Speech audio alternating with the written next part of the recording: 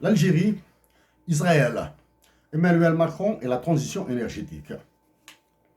L'objectif de Macron étant de satisfaire les différents lobbies qui agissent en faveur des Israéliens, l'établissement de relations entre l'Algérie et Israël est un instrument de pression qui pèse lourdement sur l'avenir de notre pays et ce sera l'un des ordres de Macron pour vous, Abdelmajid Tebboune, après qu'il l'ait certainement donné aux généraux qu'il a convoqués et qui ont peur de le révéler publiquement. De plus, nous rappelons que des journalistes algériens se sont rendus dans ce pays sans que cela ait empêché la terre de tourner. Pour notre part, au début des années 2010, nous avons participé à Montréal à un programme du gouvernement québécois pour le dialogue entre les musulmans et les juifs pour la paix en Palestine. Les films des participants à ce programme publiés sur le web ont fait dire à un Algérien qui nous a reconnus dans le quartier du Petit Maghreb, apparemment, toi, tu veux mourir. Rien que ça. Dans la nécessité d'entamer les discussions entre ces deux pays et dans un passé récent, nous avons suggéré l'accueil d'Israéliens à racines algériennes ainsi que l'organisation de conférences sur le sionisme, le judaïsme et autres aspects de la politique d'Israël. Dans l'un de ses ouvrages, Hossein Ahmed est dans la perspective de la libération de l'Algérie. Il avait suggéré l'octroi du ministère de l'économie à un Algérien israélite comme signe de sérieux dans les négociations avec la France. Dans l'un de ses livres en anglais, l'actuel Premier ministre Benjamin Netanyahou a qualifié les révolutionnaires algériens de terroristes. La question des services secrets. Avec ou sans relation entre l'Algérie et Israël, le Mossad est présent en Algérie, soit avec des relais algériens, ses propres fonctionnaires, ou ses liens avec les services secrets de ses alliés comme la France et les USA. Ce serait une honte pour notre pays si la sécurité militaire algérienne, en attendant la création d'un service secret civil, est absente d'Israël.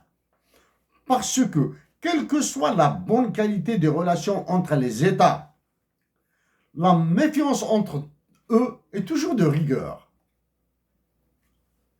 Quelques autres éléments d'analyse rapide. Disons bien d'analyse rapide. En 1830, c'est le recouvrement d'une dette sur la vente de blé de juifs algériens à la France, garantie par la régence d'Alger qui a déclenché l'occupation d'extermination par la France de l'Algérie.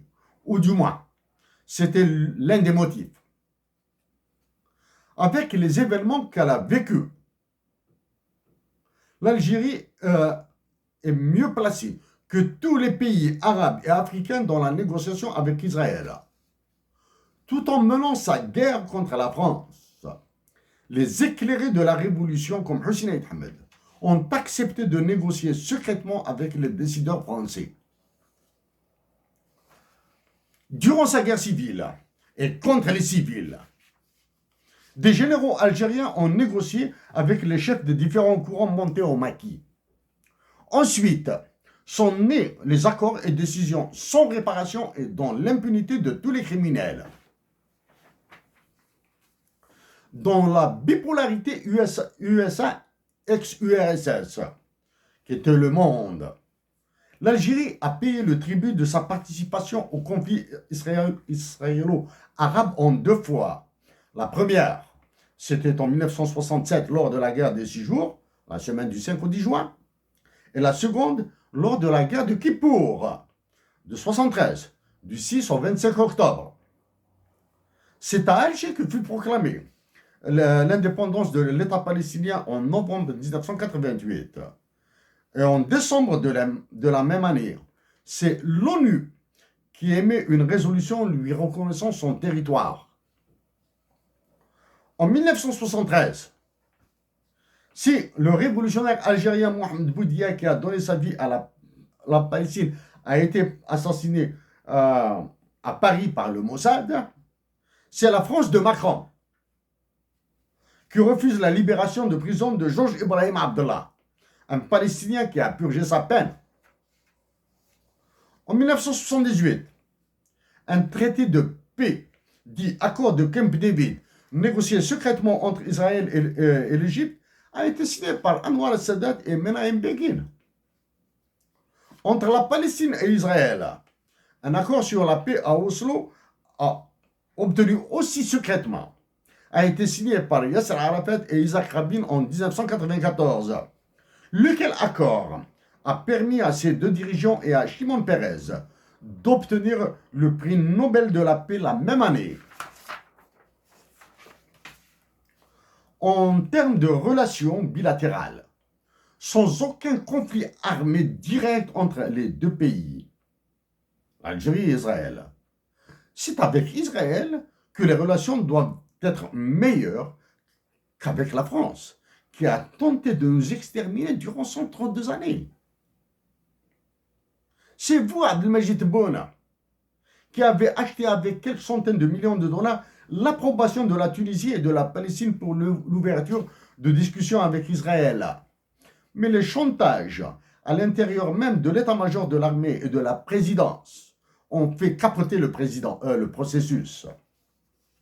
En novembre 2022, vous avez écourté votre présence à la COP27 sur le climat organisée sous le contrôle d'Emmanuel Macron à Sharm el-Sheikh en Égypte. Pour enclencher les discussions entre Israël et l'Algérie, la condition de coopération dans le nucléaire civil doit être mise sur la table. Cette coopération doit être scellée par la construction d'une centrale nucléaire dans le désert algérien avec les Israéliens afin d'anticiper la dégradation de la nature algérienne et la disparition de ses ressources fossiles.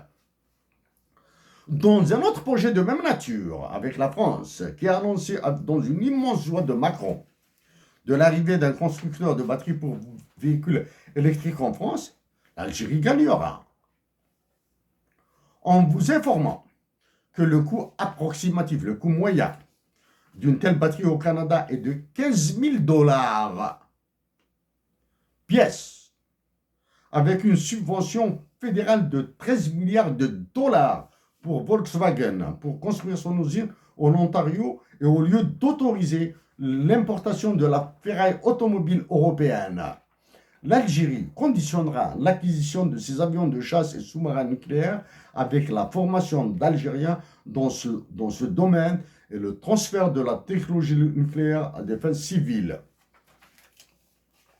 En plus de tous ces arguments, il serait sage à l'Algérie et à sa nation de privilégier leurs intérêts comme le font certains pays africains, arabes ou musulmans. Elle doit cesser de se singulariser et de continuer à subir de lourdes pressions facilement évitables. Et ainsi, elle améliorera son comportement international et sa crédibilité. Avant de conclure, un commentaire par la lecture des derniers chiffres de l'Algérie et de ses partenaires.